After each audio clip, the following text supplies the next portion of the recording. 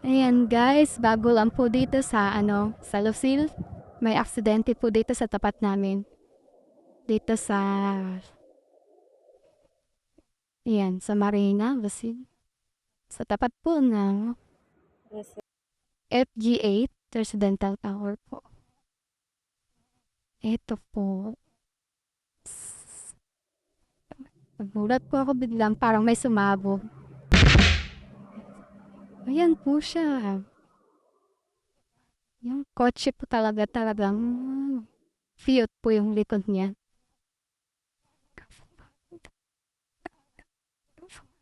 Nakikita niyo po guys, may timalayo po kasi ako. Sumabog. Parang sumabog po kasi, kaya narinig siya. Guys.